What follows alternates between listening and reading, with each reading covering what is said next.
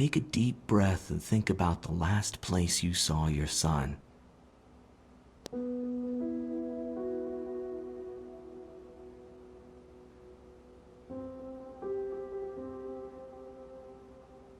In my heart and mind, I always return to Atlantic Island Park.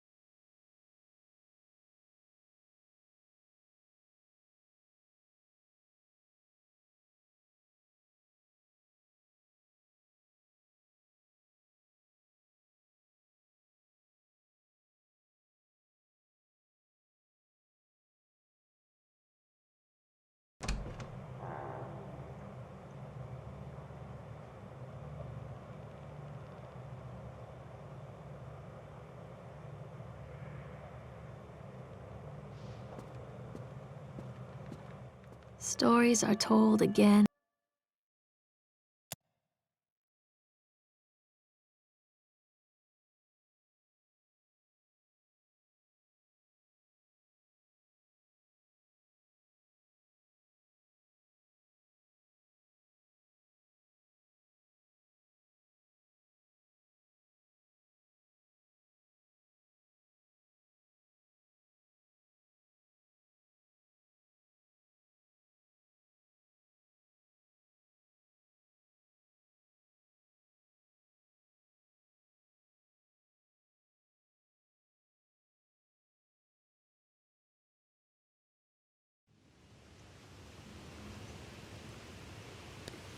In my heart and mind, I always return to Atlantic Island Park.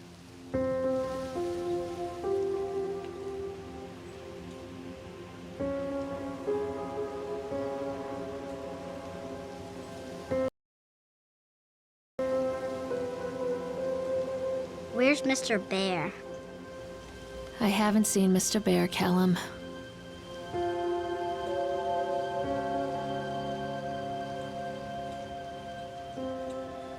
Stay in the car. I'll go and ask information.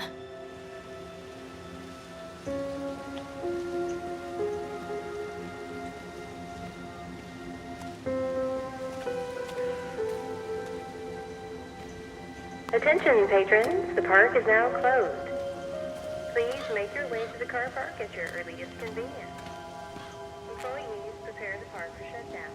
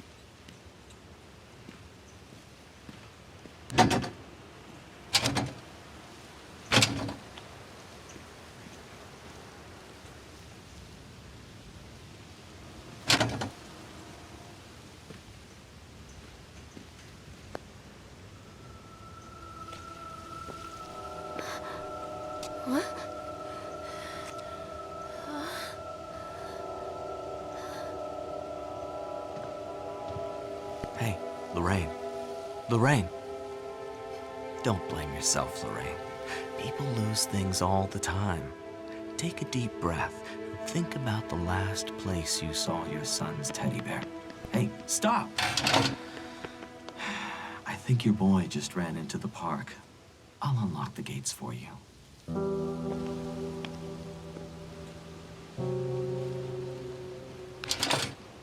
Callum, where are you going? Over here!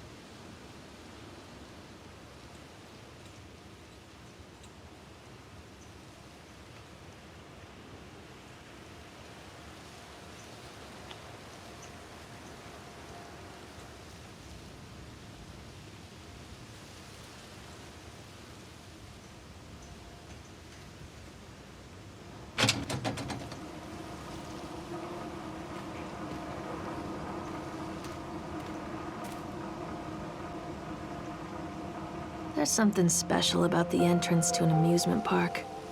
A line drawn between the real world and the world of whimsy within. On this side, the apathy of our everyday lives. And on the other, anything we might dare to dream. It's no wonder Callum ran back inside. I wouldn't want to leave either. Attention employees, the park is now closed. Have a safe journey home.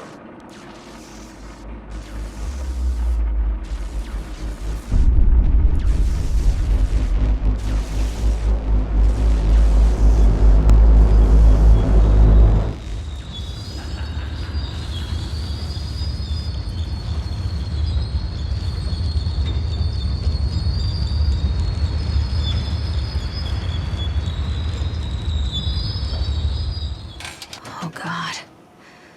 The park. What happened here? You can't catch me.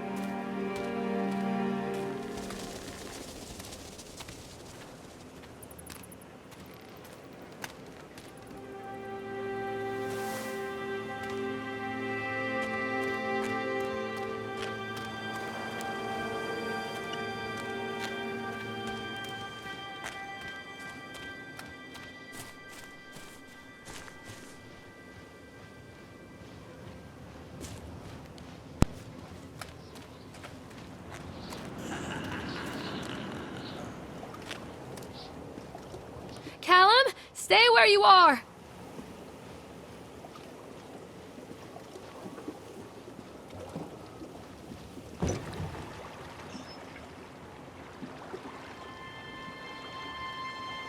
Come on, Mommy.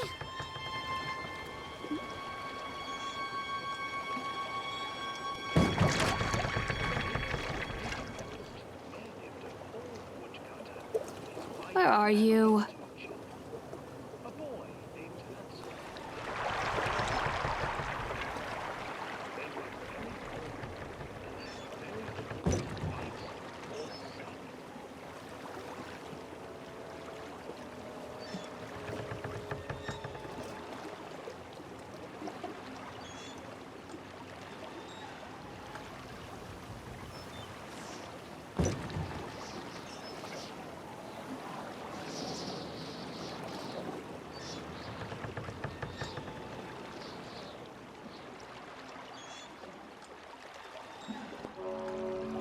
Near a great forest, there lived a poor woodcutter, his wife and his 2 children, a boy named Hansel and a girl named Gretel. They were very poor and had very little to bite or sup.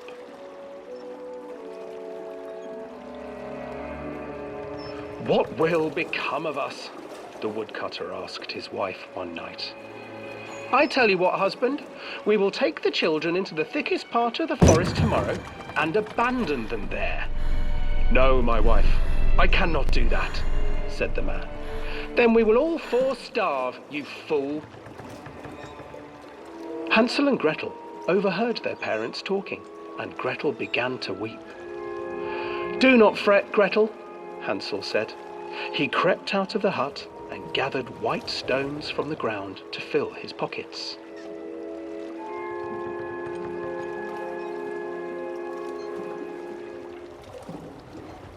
The next morning, the woodcutter leads the children into the forest. Before they leave, their mother gives them a slice of bread and warns them that they will get no more food that day. Clever Hansel leaves a trail of white stones behind them as they pass into the woods.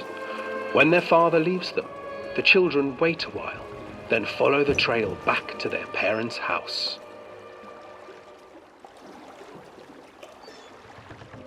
After receiving a thorough scolding from their parents for getting lost in the woods, the children are sent to bed without any supper. Hansel tried to sneak out and collect more white stones, but found that the door was locked. "Tomorrow I will take them into the woods myself," the wife told the woodcutter. In the morning, their mother gave them a slice of bread and led them deep into the forest once again.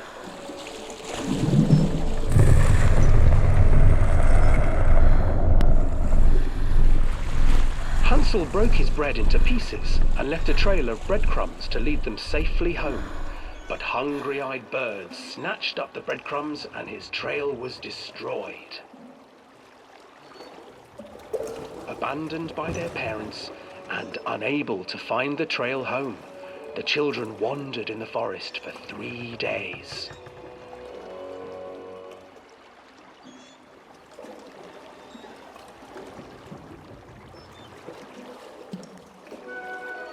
The children stumbled into a clearing with an exceedingly strange house. Its walls were made of gingerbread, and its windows were panes of clear sugar. Hansel, desperately hungry, ran forward and began to nibble on the walls.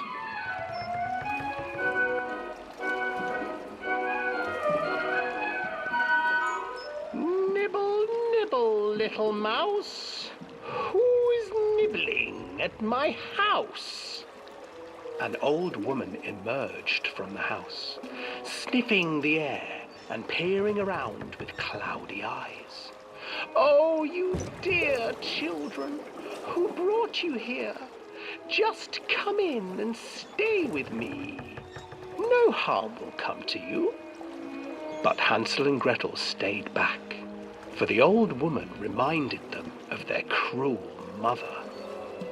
"Come, children, don't be afraid. I have something for you."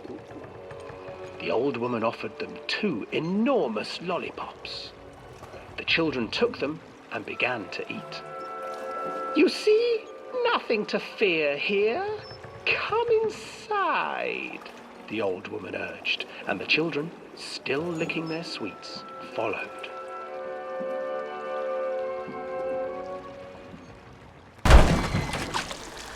Once inside the house, the old woman changed.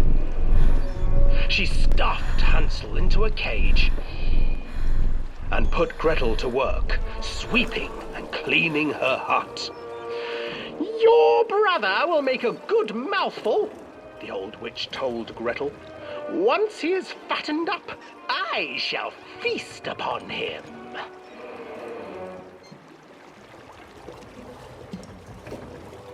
Time passed, and poor Hansel refused to eat, fearing the day that the witch would eat him. The witch, for her part, grew impatient. Today I will cook and eat your brother, Gretel. Climb inside and light the oven. But Gretel pretended not to understand. I do not know how. Where is the opening? Fool, the old witch said. The opening is here. And she moved to show Gretel.